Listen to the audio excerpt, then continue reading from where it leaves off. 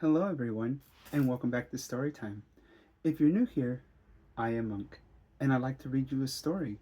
Before we begin, let's make sure we have all of our passies, our stuffies, and special blankets for Storytime. If you need more time to gather everything, please pause the video.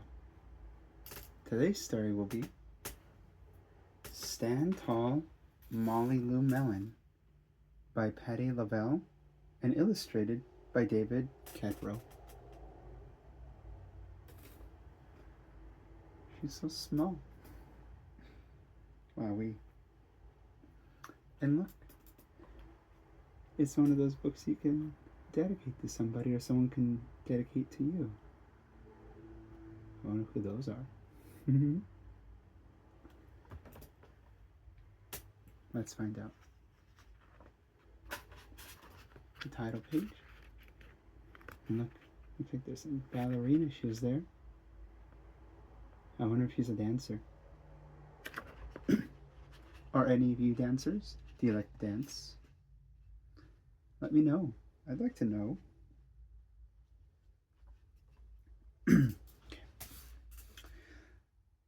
Molly Lou Melon stood just taller than her dog and was the shortest girl in the first grade.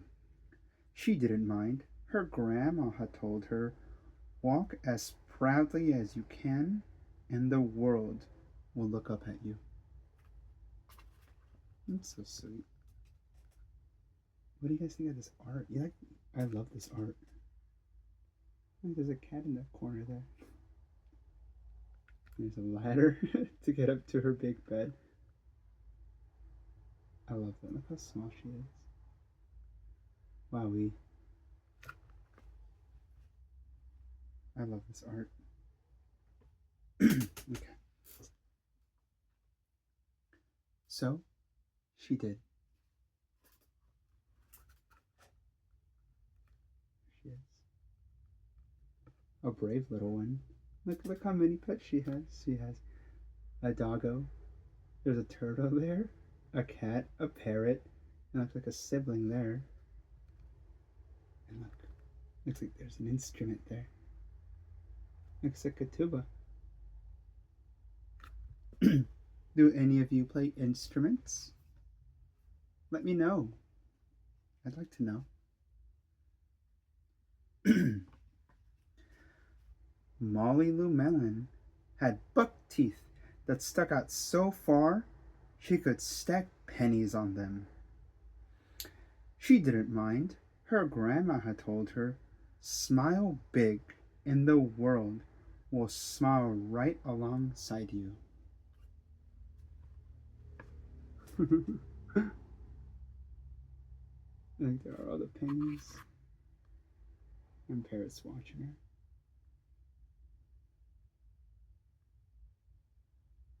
What a nice grandma.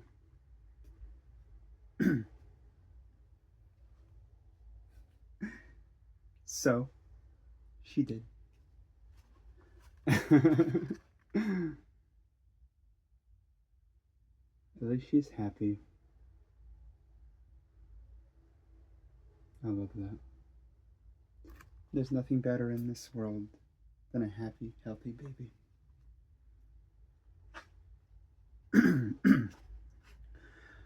Molly Lou Melon had a voice that sounded like a bullfrog being squeezed by a boa constrictor. She didn't mind. Her grandma had told her, "Sing out clear and strong, and the world will cry tears of joy."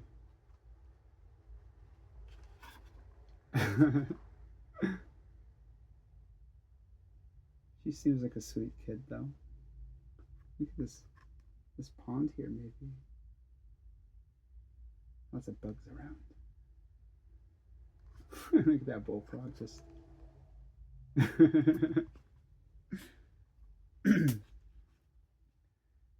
So, she did. Look at that. That's a cool picture. And look how big these bugs are. Oh my goodness. They're bigger than the turtle and the frog. Oh my goodness. It's a wonderful shot. I love that. That's so cool.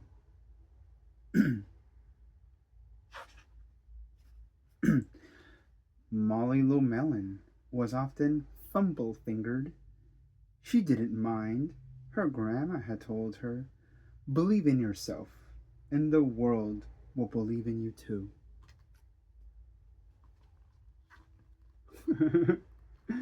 maybe, maybe she shouldn't stack everything so high.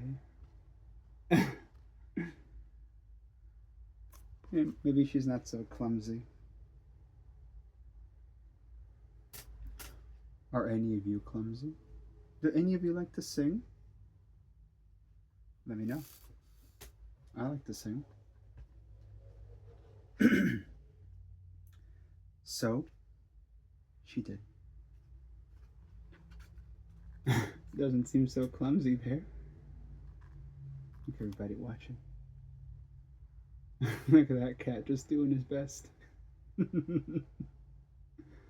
is a fun illustrated book. I love that.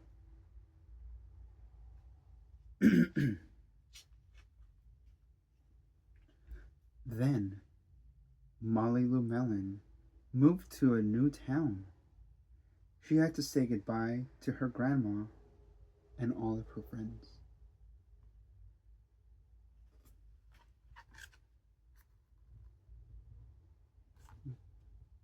All her friend is here.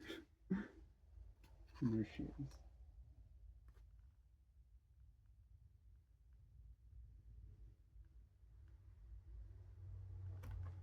Yeah. Do any of you know how hard it is to move away from your friends? Yeah. It seems like it'd be a very hard thing to do.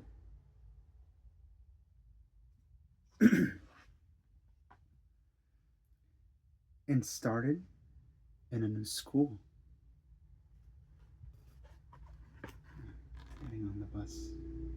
The new bus. Maybe those are friends. Oh mans. Oh mans, oh mans.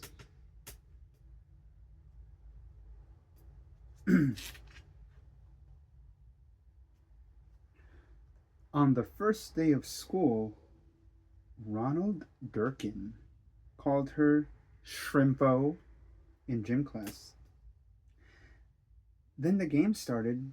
Molly Lou Melon caught the football, ran under the legs of Ronald Durkin, and scored a touchdown. All the children thought, "Wow, she's good." And Ronald Durkin felt very foolish.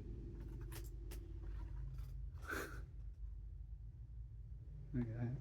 I guess that's Ronald there. And there she goes.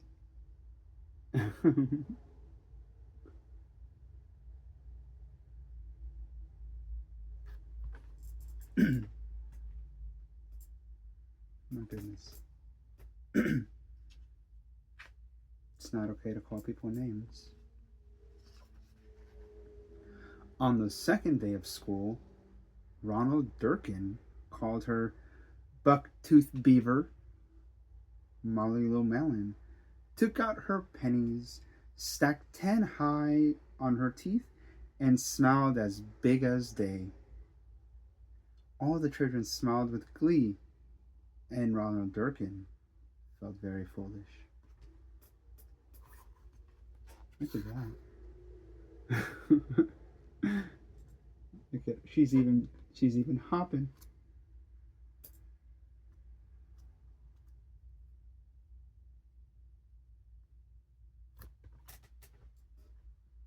I love that.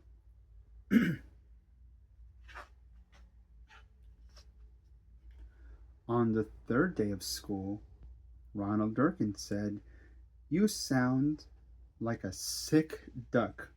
Honk honk." Molly Lou Melon sang out a quack so clear and strong that it made Ronald Durkin somersault backwards, hit his head, and have to go to the nurse. All the children cried with joy to be free of Ronald Durkin for the rest of the afternoon, and Ronald Durkin felt very foolish.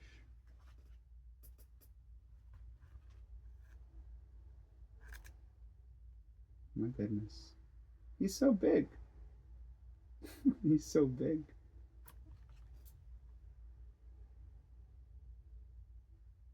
No reason to bully somebody.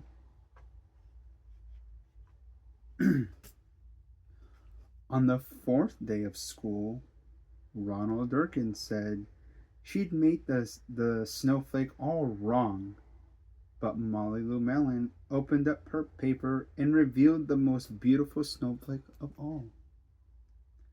All the children oohed and awed, even Ronald. There he is. And there's Molly. And look at that. I'd be impressed too. Look at that. How'd she do that?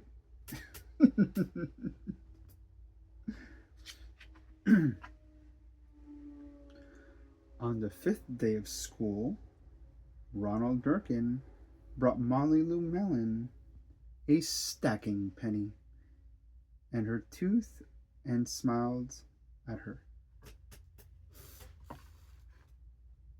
Look at that. Looks like he's coming around, huh?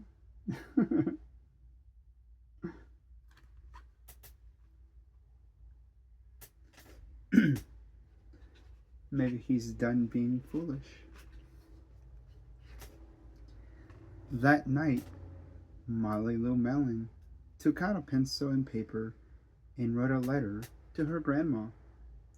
Dear Grandma, I wanted to tell you that everything you told me was exactly right. Love, Molly Lou Melon. There's Grandma.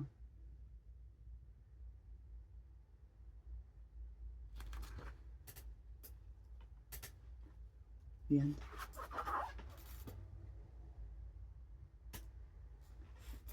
Thank you so very much for letting me read to you. I hope you have a wonderful rest.